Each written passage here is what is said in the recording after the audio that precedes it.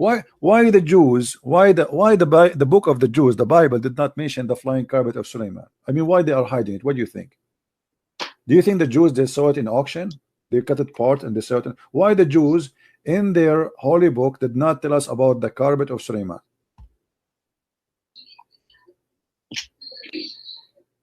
Is it in there? Have you read the Torah? Well, not in the Torah, but I can find you where Muhammad he got these stories from. There's a book I advise you to read. It's called The Legions of the Jews. Or you can go and get my books from Amazon. Go to Amazon.com, or if you live in Europe like Amazon, Germany, etc., and you can get my books. You will see where Muhammad is getting those stories. Muhammad is copying a story from the Legions of the Jews, which is not a true. It's just a fiction. The Jews, they used to tell it to their kids about the glory of Solomon, the glory of David, the glory of their rabbis, the glory of their kings. It's a fiction story. Muhammad, he took it, he put it in his Quran, and he said, this is from my God, this is a true story. But those stories they used to tell their kids. Yeah, but what I was going to say to that. Yeah, but obviously this is a lie. As an example, in the Quran there's a story about the 7 sleepers in chapter 18. 7 sleepers. Everybody knows that this is a story written by a Christian. He is from Syria. His name Bishop Yaqub, and he wrote a story for the youth to encourage them to handle the discrimination. It's a fiction story. See, that's my point, is that there's, behind the stories, whether in the Torah, the yeah, Bible, but your God, the problem is your God, he take the story from this guy, which is a fiction story, and he speak about it as if it's real story, and he claims it's coming from Allah. Imagine I write a book. Imagine Shakespeare, he write a book, and then your God, he take the story, he says, I am the one who wrote the book of Shakespeare. The thing is that, from the Bible and from the Torah, this is the same God that's talking. No, it's not the same God. My God, hold on. We're not the same God. Your God is not exist. Your God, is a pagan God. As an example, why your prophet he kissed the black stone? Why your prophet he kissed the black stone? I mean, you read that in Hadith, didn't you? Well, I read that in the Hadith. Don't you pray in the direction of that stone today? Don't you? I'm asking you, why you Muslims pray toward a stone, in direction of a stone, bow in front of a stone, and you kiss a stone? If you are a person who worship the God of Abraham, the God of Moses, and you don't believe in the paganism, why you kiss stones and go around the stone and bow down in front of a stone? Tell me. So the Qibla was changed, right? This is not the question. Why you kiss a stone, pray in front of a stone, pray in direction of a stone, go around the stone? This is the question. It's I don't know the answer. I can't tell you the answer. Yeah, because you're a pagan. That's the whole story. People who kiss stones, people who think stones are holy, they must be pagans. As simple as that. There's no holy stone. But stone are they is a stone. worshiping the stone? Huh? They're not worshiping the stone. So why you kiss the stone? Tell me. You don't worship the stone, so why you kiss the stone? People kiss food. No, this is okay. Hold on. I kiss food. I kiss food as a symbolic for being thankful for God because I eat it. Okay, do you eat the stone? No. Okay, so why you kiss the stone? Give me the reason. I kiss my mother as an example. I kiss her hand. Huh? Does that mean I worship my mother? No, but this is my mother. Why you kiss the stone? She is your mother? I think people, kiss it because they love the prophet. And why the prophet kiss it? Okay, people they kiss, guys. This is a good answer. She's smart. People they kiss the stone because they love the prophet. Okay, why the prophet he kissed the stone? I don't know why he did that. Because he's a pagan. Obviously, he's a pagan man. You Muslims, you follow Muhammad blindly. It doesn't matter what he do. He kiss a stone. We kiss a stone. I don't want to be rude with you. What if Muhammad he kiss a donkey? Are you going to kiss the donkey too? What if Muhammad he tie a donkey to the Kaaba and he kissed the bum of the donkey? Are you, all of you Muslims, you will kiss the donkey just because he kissed a donkey? You do know that his job was to deliver the message, and he's done that. What message? He made a message says any woman she want to take off her panty. Is that the message of God? Any woman she want to give her panty off to me, she is welcome. This is a message of God? No. Okay, so why he gave that message? What does this message have to do with Islam? If Islam is about worshiping God, why God he claimed that he gave Muhammad verses saying any woman she want to take off her panty to Muhammad, she is welcome? What is this message is about? Tell me. Yeah, that sounds like someone corrupted it. Thank you very much. Here we go. We are getting closer. So that's mean the one who corrupt this verse must be the one who have the benefit of the verse. Do you agree?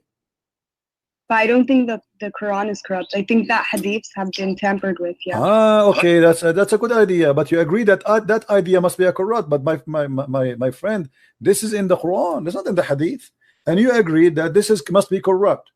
So it doesn't matter where we find it. You say you thought I'm speaking about the Quran, about the Hadith, so you said yeah, I agree, it's corrupt. But now because I said it's in the Quran, you will say no, it's not corrupt, right? You will swallow your tongue again, or you will be honest. You will be honest. You will stay and you say yes, must be corrupt. Well, I don't believe the Quran is corrupt, and I have many reasons. Yeah, but you are the one a second ago you said that such a verse or such a statement must be corrupt, and you thought this is Hadith, but this is Quran. Yeah, because in the Quran it says, and do not, don't go towards the fahishat, right? And one of these is my friend, why Allah? Let me repeat the question for you. And you are the one who said it must be corrupt. I said, why Allah will make a verse says to Muhammad that Muhammad told Allah told Muhammad any woman she want to give out her panty to him, she is welcome. You said this must be corrupt. Okay, this is Quran. So I'm repeating the question for you. Why Muhammad he need a message like this? What Islam have to do with this? What the message of worshiping Allah have to do with any woman she want to take off her panty to the Prophet, she is welcome? What that will do to Islam? Wait, can you go to that verse? No problem. Chapter 33 verse number 50. Here we go. Here we go. And this is only a privilege to Muhammad. Only a privilege to Muhammad. Any believing woman and any believing woman who dictate her panty to the Prophet, if the Prophet wished to with her, actually it doesn't say, it says to sleep with her, and this is only for thee, not for the believer. Isn't it obvious that this is a corrupt verse made by the corrupt man Muhammad for the benefit of Muhammad? Who is the only one who get the benefit of this privilege? Muhammad. It's like making a fake insurance policy. The first thing the police will investigate is the one who get the benefit from this policy.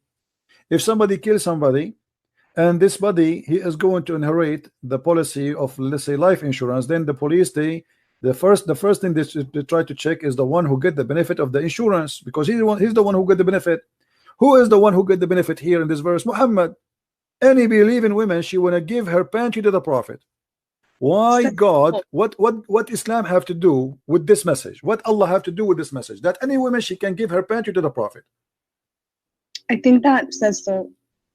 What do you mean God so? Why God want to say so? This is the question. What this have to do with Islam? I want to be a Muslim. Okay, and now God is saying any woman, including my wife, my daughter, she want to take off her panty, put her legs up to the Prophet. What is that? That's not what it says. This is what it says. Any woman she can give herself to the Prophet, and not only that, Muhammad. Hold on. After that, Muhammad he start receiving ugly women. They want to sleep with him, and Muhammad he look at them. They are disgusting. So look what he did.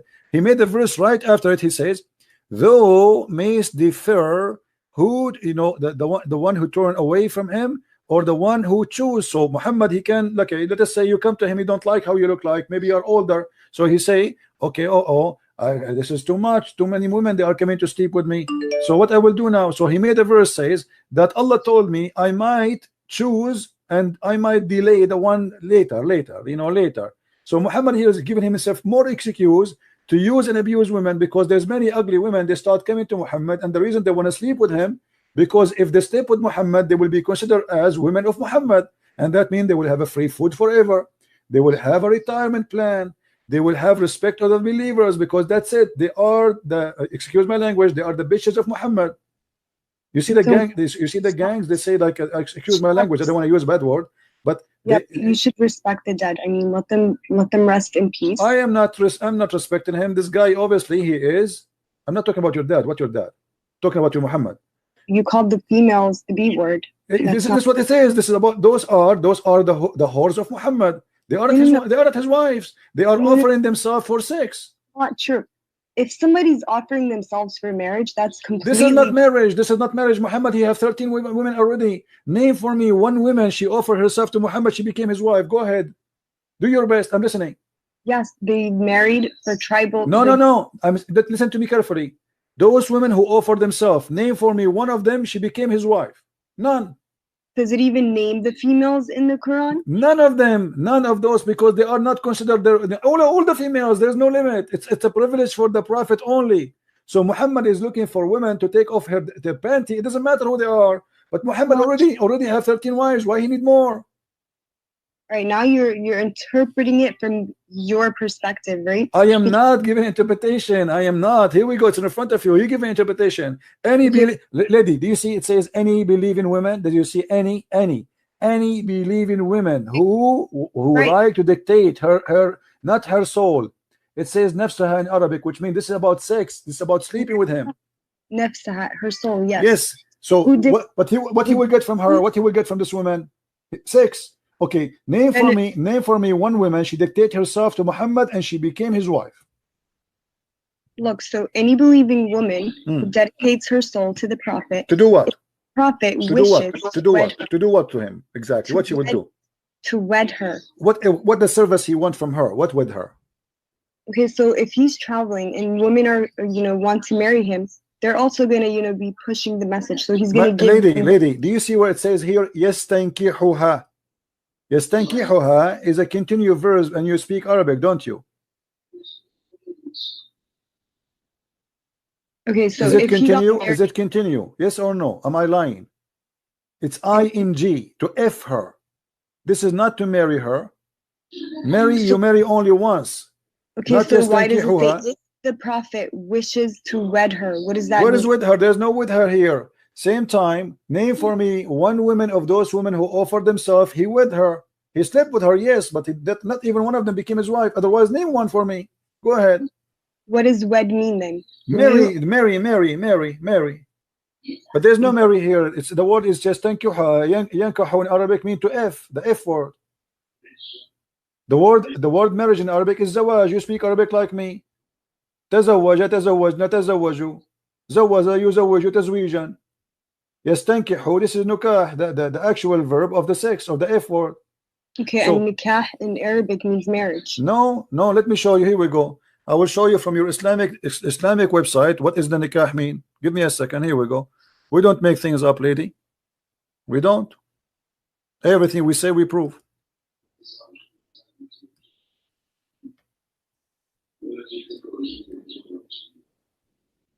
Means like marriage contract. Well, from my understanding. This is alislam.org website. Do you see the top? This is not a Christian website. All right, alislam.org. I think it's clear for you, right? Yeah, I don't see it. I see the clouds right now. Okay, do you see it now? Maybe it take time to come to you.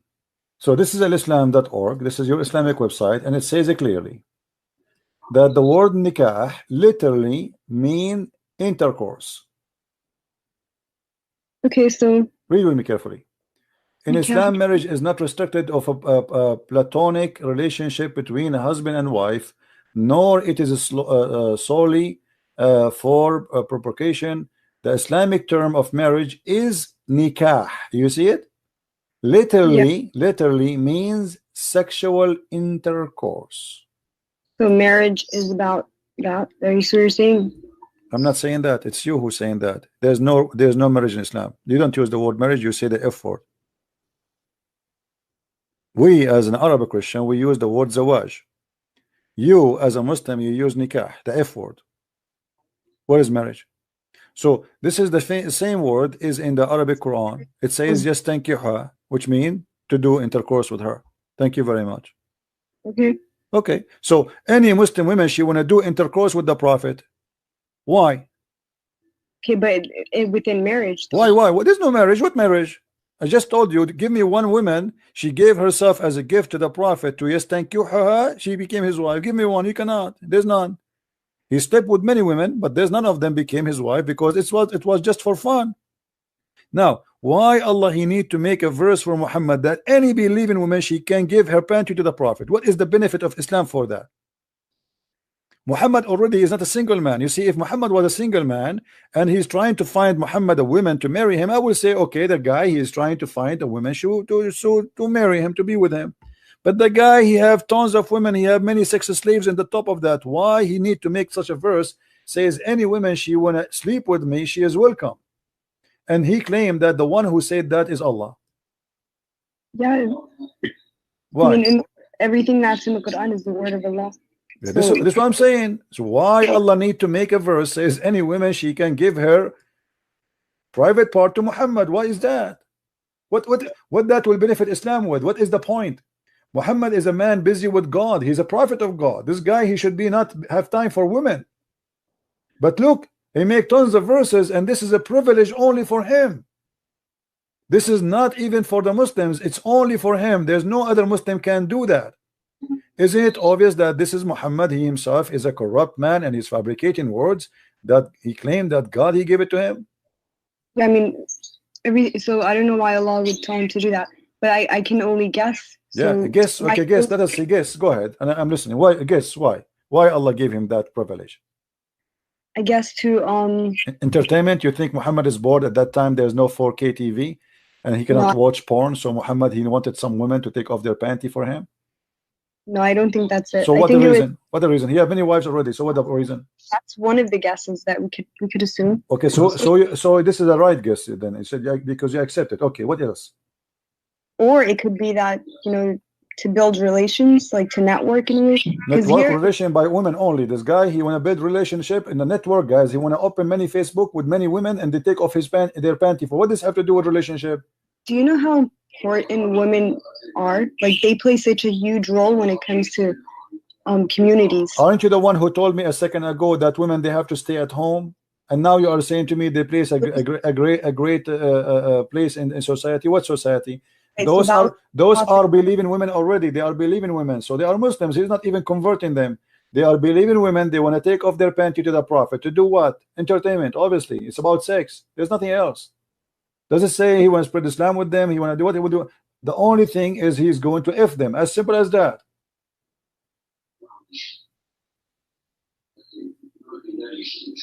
I mean, that's what it is. Yeah, that's what it is. Thank you very much. I agree. That's what it is. Muhammad is a person who is taking advantage of him claiming to be a prophet, using the poor people around him, having sex with their women. And even Ibn al-Arabi said, let me listen. Ibn al-Arabi said that if the prophet, his eyes fall into a woman, her husband must divorce her immediately so the prophet he can have her. You know that? Do you know that? Okay, so if she give herself onto the prophet, but do you agree that if a man, his name is Muhammad, his eye fell onto you, your husband have to divorce you immediately? Do you agree with that? I mean, like, in what are you talking about? You are, let us say you are walking. I'm not insulting you, by the way. Don't take it as personal. Let us say you are walking in front of Muhammad and he saw you, he liked you. According to Islam, if his eyes fell onto you, which means he saw you, he liked you, your husband, he have to divorce you immediately so Muhammad can sleep with you. Do you agree with that? No. Well, this is what it is. That's what you're saying it is. I'm not saying that. I will show you the reference. You want to see the reference? You want to see the reference? Sure. Okay. Let me find the reference. All right. This is the official government website of the Kingdom of Saudi Arabia, and this is Tafsir al-Qurtubi. I'm sure you are. You know what al-Qurtubi is, right? No. You do not know what al-Qurtubi is? He's a big scholar in Islam. Anyway, this is the Saudi Kingdom, the Saudi Arabia Kingdom website. All right, very well-known website. This is Tafsir al-Qurtubi, and here Ibn al-Arabi is speaking about the privilege of the Prophet, and he is saying there's 16 of them. All of them, or most of them, is about women and sex with women, or with money. Look what he say here.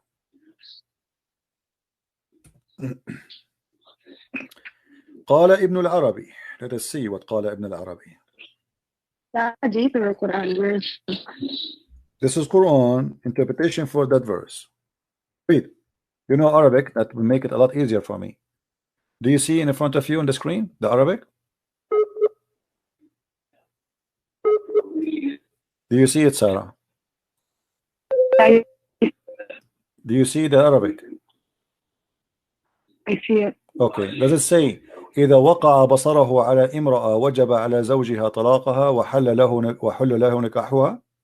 How disgusting that is. You just said you don't accept that. If Muhammad, he look at you and he like you, your husband must divorce you immediately. So the Prophet, he can, with my respect to you, he can sleep with you. What do you say?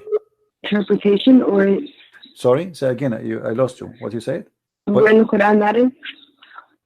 This is the interpretation for the Quran. It says clearly that if the Prophet of Allah, his eyes fall into a woman, her husband, he must immediately divorce the woman, so the Prophet, he can F her immediately.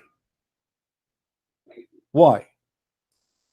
I know, but can you tell me which chapter in the Quran that is, so I can read it for myself? This is the same chapter we are talking about, lady. You know, you are not listening to me. This is the same chapter. Listen, this is the same chapter, chapter 33, verse number 50, and this is Tafsir al-Qurtubi, and this is the official government website of the Kingdom of Saudi Arabia. Let me show you the banner, so you will see I'm not making things up. This is Tafsir al-Qurtubi, and here I will show you the Saudi Arabia banner address. Here we go. All right. Do you see it? Do you see the screen? Quran.ksu.education.edu.sa, Saudi Arabia. This is a government official website of the Kingdom of Saudi Arabia, and this is Tafsir al-Qurtubi, and this is what your Islamic cult teach. This is cannot be a prophet. This is a scumbag. Sarah, my friend, allow me to call you my sister. Maybe you are my younger sister. My sister, I invite you to leave this cult. This cult is disgusting. Muhammad cannot be a prophet of God. There's no way a man, he have a dignity. He will force a man to divorce his wife just because he look at his wife and he like her. That is disgusting. That is satanic. That is cannot be a prophet of God. Did you hear me, Sarah? I invite you to leave this cult, Sarah. There's no way, and you are the one who said you don't accept that. You said that to me. You don't accept that because you have dignity, because you are a good woman. You don't accept that. This is disgusting. A good woman like you don't fit here. This is not a religion for you, Sarah. What kind of a prophet you would do that? So I invite you, Sarah, to leave this cult. This is not a good. This is not a religion. This is a scam. This is a sex monster. This is a guy who want to take advantage of you. Did you decide to leave Islam, Sarah, or not yet? Did you decide to leave Islam? Say yes. Leave this cult. This is satanic. It's obvious. Go and follow the holy Jesus, the holy name. Follow the holy Christ, who never commit a sin. Why in the world you want to follow such a man and you ignore the best of the best, the Messiah, the Messiah, the best of everyone? There's no one like him. Why you want to follow a man like this? What kind of a man? This guy is not even qualified to work a gardener for you. You don't even trust him to be in your house. Your husband will not even trust him to be alone with you. Sure, he was known as trustworthy. Say again what? One who is trusted. Say again what? He was known as an Amin. What Amin? This is Amin? Did you hear the story of your prophet? He went to his own son and he flirted with the wife when she's married to him. What Amin? Amin mean trustworthy. Muhammad, he went to Zainab. Listen, what I mean? Muhammad, he went to Zainab when the husband was not there, and he flirted with Zainab, and he said to her, praise be to Allah, the one who made my heart flip for you. This is trustworthy. What kind of trustworthy? Imagine I go to visit you, and I am your father-in-law, and then when I see you, I flirt with you, and then you tell your husband, and then I take you from your husband, and then I sleep with you. This is the trustworthy? Take care, Sarah. Take care. Take care. Muhammad is trustworthy. If this is trustworthy, what trust garbage is?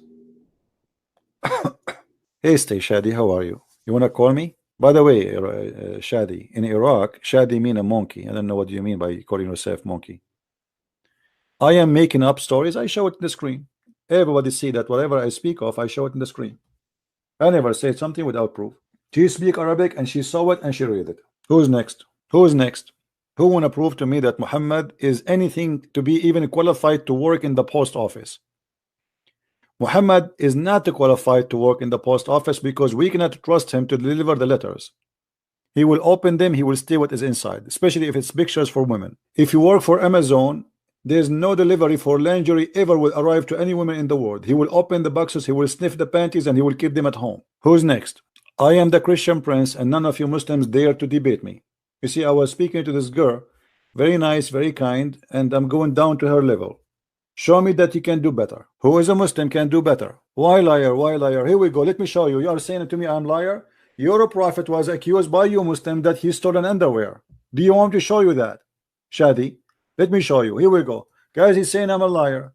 You tell me, if Muhammad was stealing underwear, according to the Quran, he was stealing it for what? To wear it or to sniff it? The underwear was red. Let's read together. Even the chapter number is a miracle. Chapter 3, verse number 161. Let us go to the interpretation. I'm lying, right? Okay. Let us see. Okay. Read with me and love. Let us see who's lying. And as you see, those are your Islamic books, not mine. Your prophet was an underwear thief.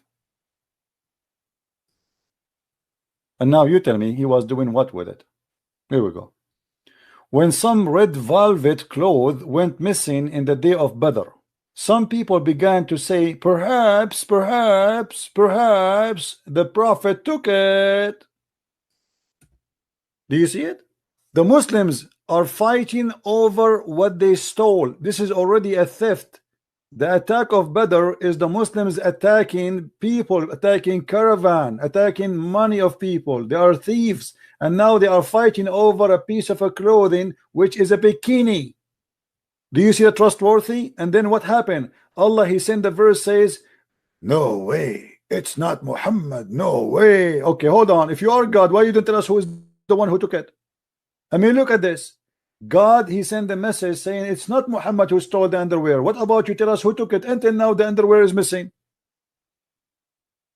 Until now, if you go to the website of the police of Saudi Arabia, they have a big prize for the one who will find the underwear which Muhammad was accused to steal. Any Muslim can tell me where we can find this piece of a cloth which Allah himself now is busy. God, the one who created the galaxies, he sent a verse about the underwear. I mean, are you serious? God, who created this amazing massive space and galaxies and stars, the earth is not even a dust. He sent his word, his priceless words, to defend a man was accused of stealing underwear. That's amazing. Look like a Muslim when I make me take shahada. Let's see what this is about.